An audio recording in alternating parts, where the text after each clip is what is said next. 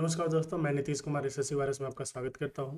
आज के इस वीडियो में हम all India SSC exam mega live test जिसका नाम तपस्या है वो अटेम्प्ट करेंगे। इसका केवल मैथ वाला पोर्शन है।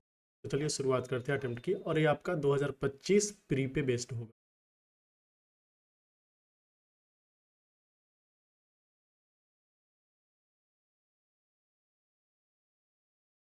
यहाँ हम लैंग्वेज को हिंदी एंड इंग्लिश दोनों में रखेंगे। थोड़ा सा एडजस्टमेंट करना पड़ेगा।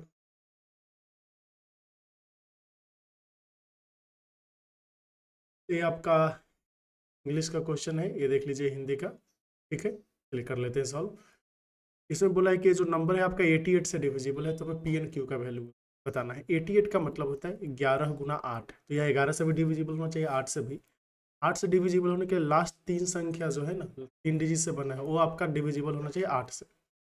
2 3 ऑप्शन में देखेंगे तो 2 3 करके दिया हुआ है क्यू के प्लेस पे, तो 232 आपका 8 से डिविजिबल होगा, क्योंकि 8 गुना 8 दूना 16, फिर 8 72, 8 गुना 29 आप इसको आराम से लिख सकते हैं।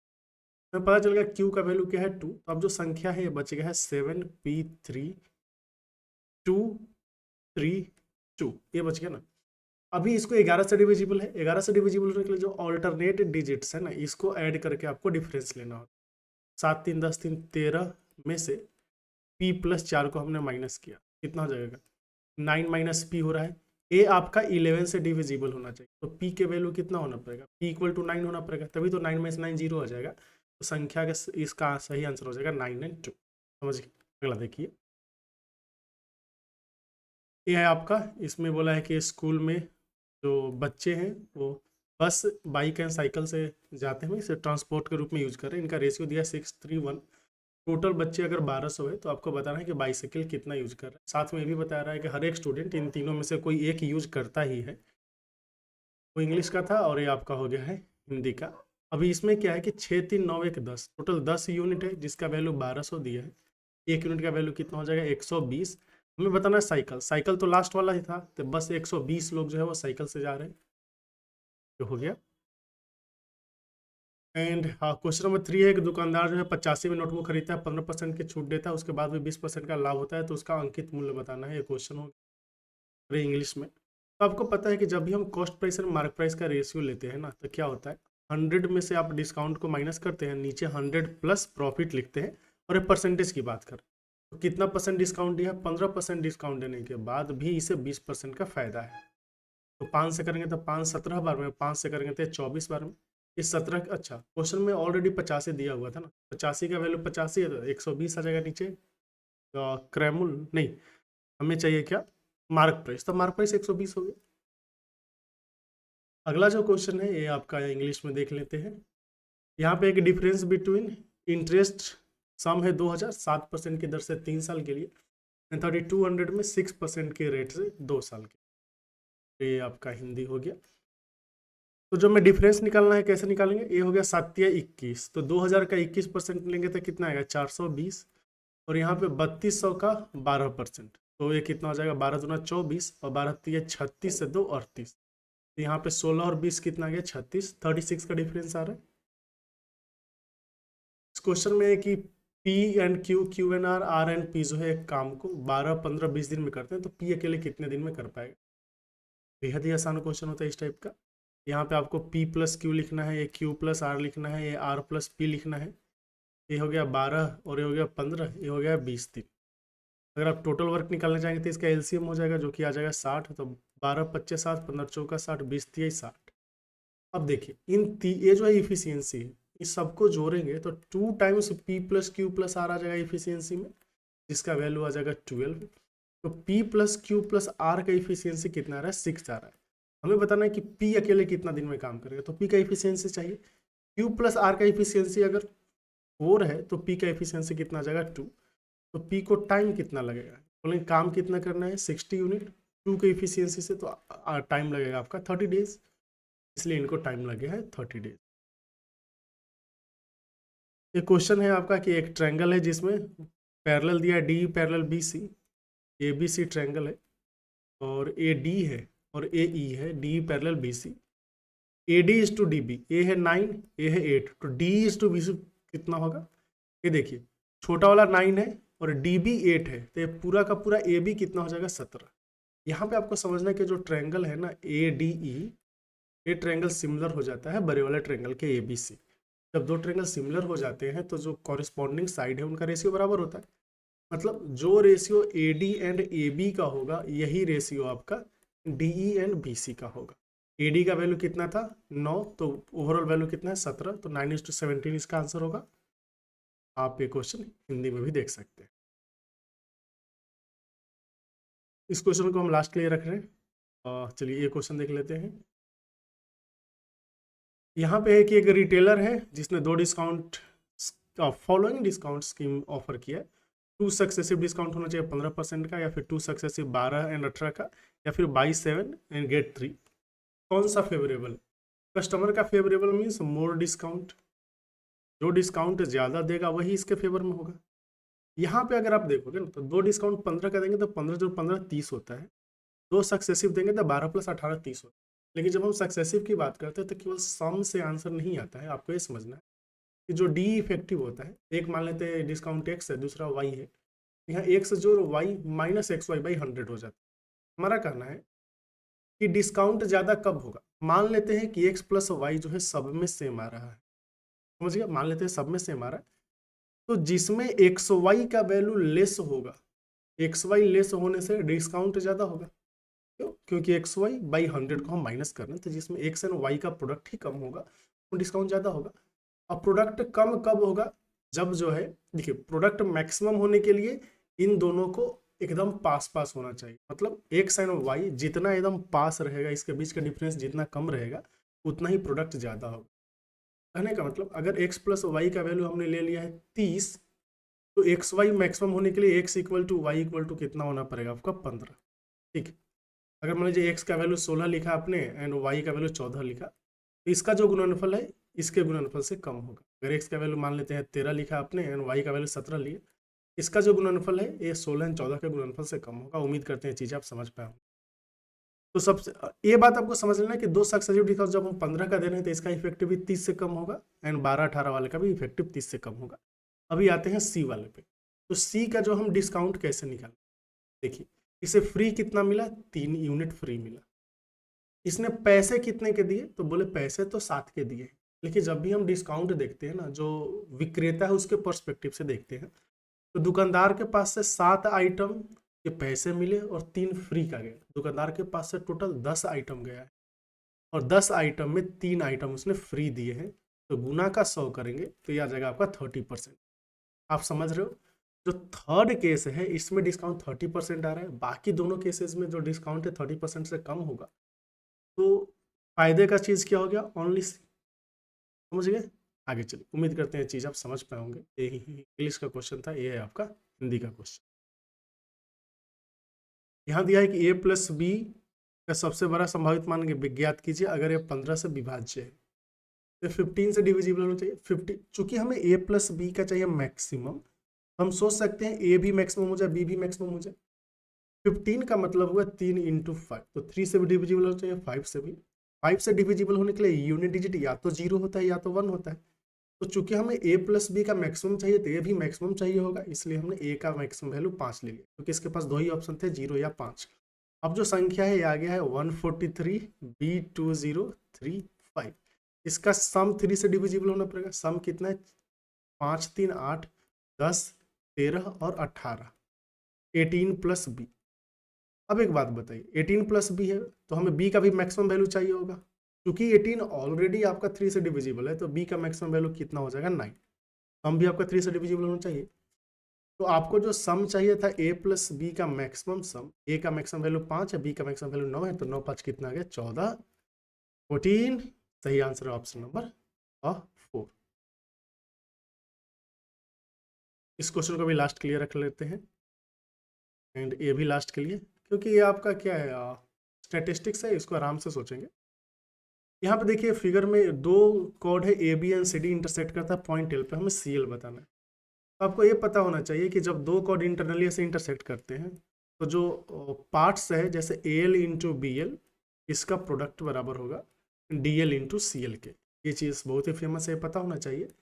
एल कितना हो गया 8, बी एल कितना हो गया 3 एंड डी एल कितना हो गया 6 और सी एल हमें तो निकालना है।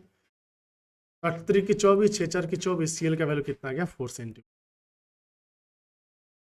यहाँ पे एक और चीज़ जो ध्यान में रखना है कि अगर मान लीजिए बाहर से आपने ऐसे लाइंस ड्रॉ किया P A B C D, और मान लेते हैं एक ऐसे हमने टेंजेंट भी ड्रॉ किया, तो यहाँ से पता होना चाहिए कि P A into P B जो होता है ना, ये होता है P C into P D, और पी टी टेंजेंट का मतलब बी एंड सी, जो ए एंड बी जो है ये पॉइंट्स आसपास आ गया है, तो पी टी स्क्वायर हो गया।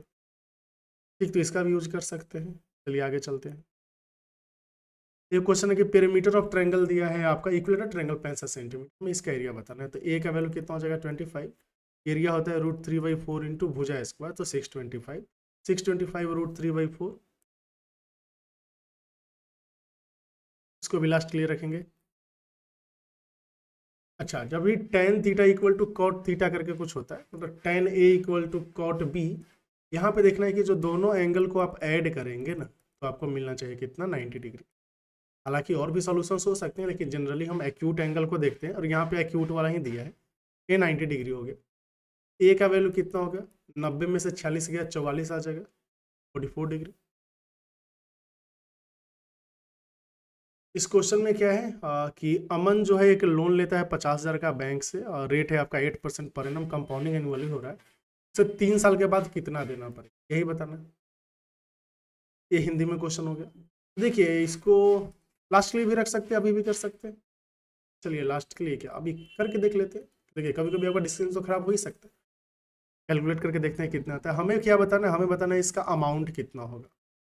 तो देखिए जो अमाउंट होगा ना, वो क्या है कि 50,000 तो इसने लिए, 1 2 3, 8% इसे मिल रहा है, तो 108 होगा 1 साल के लिए, नीचे 100 होगा। लेकिन 3 साल के बाद बोल रहा है, तो 1 2 1 2 1 2, नीचे 6 जीरो हो जाएगा, एंड ऊपर 108 गुना 108 गुना 108 हो जाएगा। यहाँ तक कोई दिक्कत नहीं। 2 4 5, यहाँ पे कितना जीरो था, 3 1 4 जीरो ना था, 3 और 1 4 जीरो हो गया, माफ कीजिएगा। 5 से काटेंगे तो ये 20 बार में चला जाएगा, और ये 2 से कितनी बार में चला जाएगा, 54 बार में। 108 का स्क्वायर तो पता है शायद 8 8 64 हो जाएगा, एंड 100 में इसका डबल जोड़ते हैं तो 116 हो जाएगा, और इसको हमें 54 से गुना करना, बेसिकली 5.4 से, तो 1 1 6 6 4। देखिए ये डिसीजन मेकिंग में टाइम नहीं लगाना है, आराम से ऐसे गुना करेंगे। चच्चों का 16, चौचार की 24, 1 25, चौचार की 24 और 2 26, 44 और 2 46, पंचों का 20, 5 6 30, 2 32, 5 6 30, 3 33, 55 और 3 58। ये 6 हो गया, ये 5 हो गया, ये 8 हो गया, ये 9 हो गया, ये 2 हो गया, 6 हो गया। 6298 5.6, 6298 5.6, तो ये आ गया।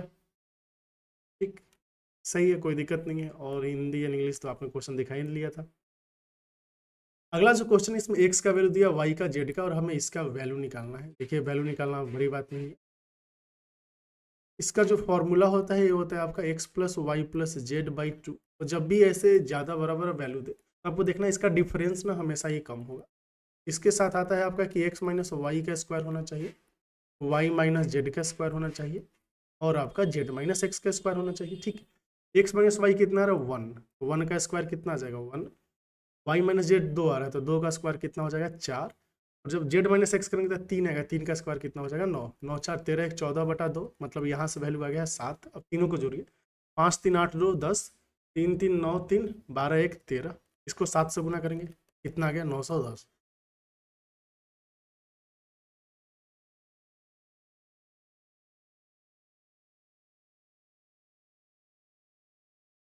तो शायद ये तो मैच नहीं कर रहा है, तो कुछ घोटाला कर लिया हमने।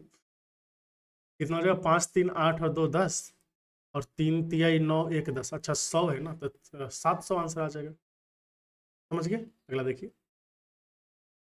ये जो क्वेश्चन है इसमें है आपका कि एवरेज ऑफ 25 नंबर से 18 है, और फर्स्ट 12 का एवरेज है आपका 14, एंड लास्ट 12 का एवरेज है आपका 17, तो हमें 13th नंबर बताना है। अच्छा बताइए, ये जो 25 नंबर है इनका एवरेज कितना है 18, यहाँ पे हमने नंबर लिखा है, एवरेज लिखा है, और जो फर्स्ट 12 है, फर्स्ट 12 इसका नंबर कितना है एवरेज 14, एंड जो लास्ट 12 है इसका एवरेज कितना है 17।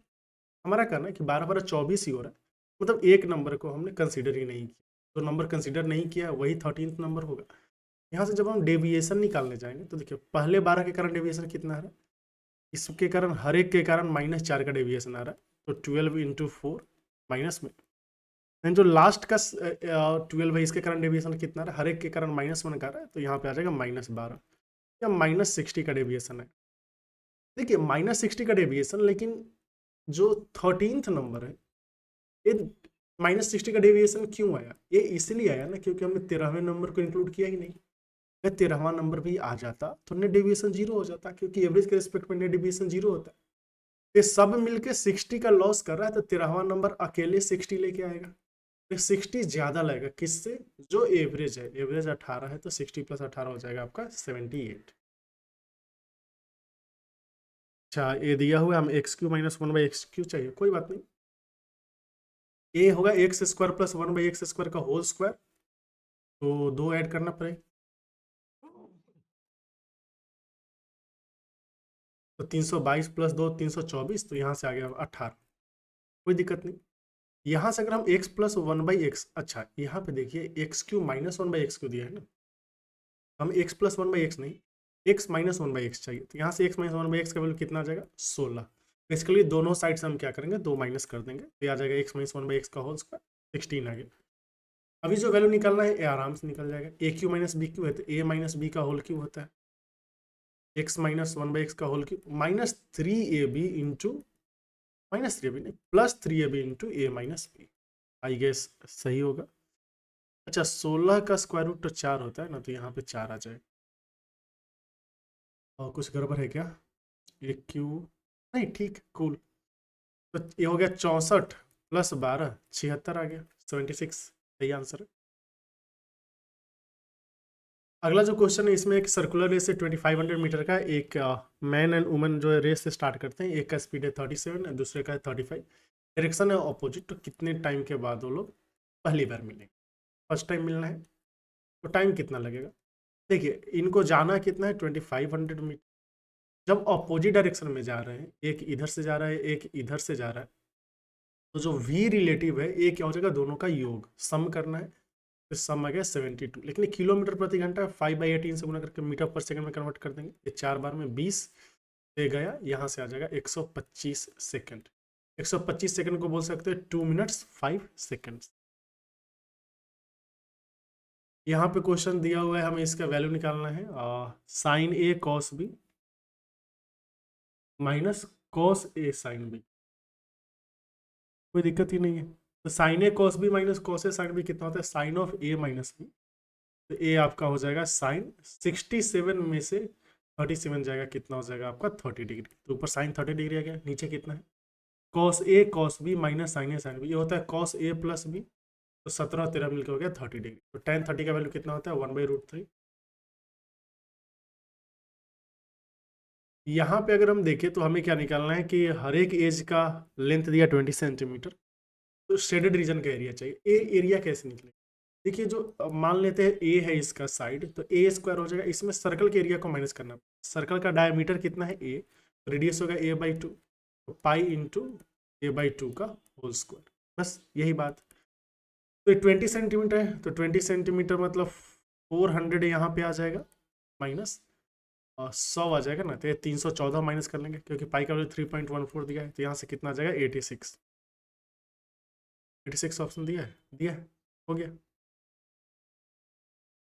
24 नंबर देखेंगे तो 3 स्मॉलर क्यूब है 3 4 5 सेंटीमीटर का, इसको मेल्ट करके बड़ा क्यूब बनाया गया है, तो ratio of total surface area of smaller cube and larger cube क्या होगा, टेंशन ही नहीं लेना। अगर हम पिघला के बना रहे हैं तो नया का जो वॉल्यूम है वो तीनों छोटे वॉल्यूम के बराबर होगा, तो ये 3 क्यूब होगा, ये 4 क्यूब होगा और ये 5 क्यूब होगा। यहाँ पे आपको समझना है कि ए का वैल्यू 6 आ जाएगा, क्यूब करके ऐड कर लीजिए, ए कितना हो जाएगा 125 हो जाएगा आपका 64, ए आ जाएगा आपका 27, सब मिल के आ जाएगा आपका 216, ए का वैल्यू 6 है। हमें जो रेशियो चाहिए, रेशियो में क्या चाहिए, सबसे पहले जो छोटा छोटा जो है ना इसका सरफेस एरिया का योग, कुल सरफेस एरिया, देखिए ऐसे बोलेंगे तो 6a1² होता, 6a2² होता, फिर 6a3² होता, और ए ऊपर नीचे आपका 6a² होता, 6 6 कैंसिल हो जाता, तो जाहिर सी बात है 6 का स्क्वायर 36 ऊपर आएगा और ऊपर आ जाएगा 3 का 9 4 चौका 16 एंड 5 है 25, 50/36 जिसे 25/18 भी बोल सकते हैं। ये जो क्वेश्चन है इसमें दिया हुआ है कि एक व्यक्ति का मासिक आय दिया हुआ है और मासिक खर्च भी दिया हुआ है। ए आय में 12% और व्यय में 5% की वृद्धि होती है, तो परसेंटेज वृद्धि क्या होगी किस में, बचत में। इंग्लिश में देख लीजिए, एक इंसान का मंथली इनकम है 12,000, एक्सपेंडिचर है 10,000। अगर इनकम 12% से बढ़ा है एंड एक्सपेंडिचर मात्र 5% से बढ़ा है, तो आपको बताना है सेविंग्स कितने से बढ़ेगा। ये है इनकम, ये है आपका एक्सपेंडिचर, ये है सेविंग्स, ये है 12, ये है 10, तो ये कितना हो जाएगा 2। इसको और सिंप्लीफाई कर सकते हैं आप, यहाँ पे 6 लिख सकते हैं, यहाँ पे 5 लिख सकते हैं, यहाँ पे 1 लिख सकते हैं, कोई दिक्कत ही नहीं। अभी देखिए इसमें जो है 12% का इंक्रीमेंट, यहाँ पे कितने परसेंट का इंक्रीमेंट हुआ है, 5% का इंक्रीमेंट। तो इसमें क्या इंक्रीमेंट होगा, एक तरीका है नॉर्मली हम बोलते हैं कि अगर मान लीजिए इनकम में 12% का इंक्रीमेंट है तो सेविंग्स में भी 12% तो होना ही था, ठीक। अब बाकी जो एडजस्टमेंट होगा वो देख लेंगे। एक्सपेंडिचर भी 12% इंक्रीमेंट होता तो कोई दिक्कत नहीं था, लेकिन एक्सपेंडिचर हुआ है कितना, 5%। तो इसके हिस्से का 7% किसके पास जाएगा, सेविंग्स के पास। तो 7% का मतलब कितना हो गया, 10 7 70, अच्छा 70 यूनिट लिख सकते हैं, या फिर ऐसा बोल सकते हैं 7 5 35 यूनिट है, और 35 यूनिट को सेविंग्स 1 में डिवाइड करना है, तो 35 से 12 कितना हो गया, 47%। ठीक है, आप इसको डेविएशन का यूज करके भी कर सकते हैं, ठीक है, क्योंकि नेट जो है चेंज आपका कितना है, 12% का रहा है, तो इसका चेंज कितना हो, समझ गए ना। या कोई दिक्कत, देखिए कैसे कर सकते हैं, एक और तरीका, मान लेते हैं इसमें जो है X% का चेंज हुआ, तो इक्वल कर लीजिए 6 और 12, ये जो 72% है किसके बराबर होना चाहिए, 5 और 50 है 25%, प्लस 1 का 1 से गुना करेंगे, X% के बराबर, तो X का वैल्यू यहाँ से भी 47 आ गया, कैसे भी कीजिए।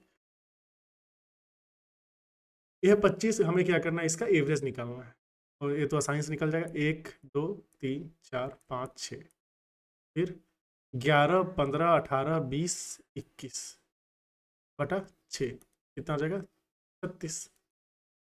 हाँ 36 आंसर है। तो 22 मिनट्स लग गए, और हमने कितने क्वेश्चंस कर लिए हैं अब तक, ओके, 4 क्वेश्चन करने बाकी हैं, तो चलिए जो बचे हुए थे उसको सॉल्व करते हैं। यहाँ दिया है कि ग्राफ दिया है नंबर ऑफ स्टूडेंट जो पास किए एसएससी इन 2 इंस्टीट्यूट है PNQ लास्ट 4 साल में। बताना है कि difference between average number of students जो पास किए हैं P से 15 और 16 में और Q से 17 और 18 में। P से 15 16, Q से 17 18, तो देखिए ए है P से क्या था 15 16, 15 में कितने हैं 200, 16 में कितने हैं 250, तो इसका एवरेज हो जाएगा 225। एंड Q से 17 18, 17 में कितने हैं 150 एंड 18 में कितने हैं 50, तो 150 और 50 कितना हो जाएगा 200, इसका एवरेज कितना हो जाएगा 100। तो डिफरेंस कितना आ रहा है, डिफरेंस आ गया 125 का, 125 ऑप्शन में दिया है तो यही सही आंसर है। अगला देखिए, इसमें एक पाई चार्ट दिया हुआ है मंथली एक्सपेंडिचर का, वेरियस हेड दिया है, टोटल मंथली इनकम फैमिली का है 70,000, तो बताना total monthly expenditure house rent पे कितना होगा। अच्छा एग्जैक्टली हम यही देख रहे थे, percentage of total monthly income, ये जो खर्चा दिया है वो इनकम का परसेंटेज पे दिया हुआ है। आपको कितना बताना है, आपको बताना है कि हाउस रेंट पे कितना खर्चा होगा ना, तो हाउस रेंट किधर है, ये वाला है, फूड 28 है, हाउस रेंट कितना है 14%, तो 14 7 है 98, 98 करके जो आंसर आएगा वही होगा, 98 वाला यही सही आंसर है। वे देखेंगे इसमें क्या दिया है, 2001 से 2002 एंड 2008-9 से जनरली प्रोडक्शन इंक्रीज हुआ है, एक एक्सेप्शन है, तो हमें बताना है वो एक्सेप्शन क्या है। आमतौर पे जो है वो आपका बढ़ रहा है उत्पादन, लेकिन एक बार उत्पादन कमा है, तो किस साल में कमा है बताना। बढ़ा बढ़ा, अच्छा यहाँ पे 5 और 6 में जो है उत्पादन कम गया है, तो 5 और 6 सही आंसर आ जाएगा इसका। एंड ये रहा, इसमें क्या है, ग्राफ दिया हुआ है लड़के और लड़कियों की संख्या दर्शा रहा है, तो आपको बताना है कि जानकारी के अनुसार सभी 4 कक्षाओं में से किस कक्षा में छात्रों की सबसे संख्या सबसे कम है, लड़के और लड़कियों की संख्या को मिला के। ठीक है, तो नंबर ऑफ स्टूडेंट्स जो है वो क्या है आपका, बॉयज एंड गर्ल्स को ऐड करके बताना है। तो बताना है किसमें जो है नंबर ऑफ स्टूडेंट्स सबसे कम है। बॉयज एंड गर्ल्स दिया हुआ है, इसको जोड़ेंगे तो कितना आ जाएगा, देख लीजिए, 8 5 13, 6 5 11, 1 12, यहाँ पे करेंगे तो 9 7 16, 5 5 10 और 1 11, ये करेंगे तो 122, 9 1 10, 6 5 11, 1 12, 120। सबसे कम कितना रहा क्लास 6 में, क्लास 6 में स्टूडेंट मात्र 116 है। ठीक है, तो इसके साथ इसका सॉल्यूशन समाप्त होता है। पेपर इजी ही था, इजी तो मॉडरेट बोल सकते हैं। तो बस यहाँ पे आपको देखना है कि जो जो थोड़ा सा अनडुएबल लग रहा है उसको हम कैसे स्किप करें लास्ट के लिए। फिर मिलते हैं अगले वीडियो में कुछ और सोल्यूशन के साथ। तब तक के लिए चैनल के साथ बने रहें। आपका बहुत बहुत धन्यवाद। ओ, पहले तो हमें टेस्ट सबमिट करके देखना होगा ना कितना आ रहा है, देख लेते हैं। ओके, ठीक है, थोड़ा और स्पीड इसमें बढ़ाया जा सकता है। धन्यवाद।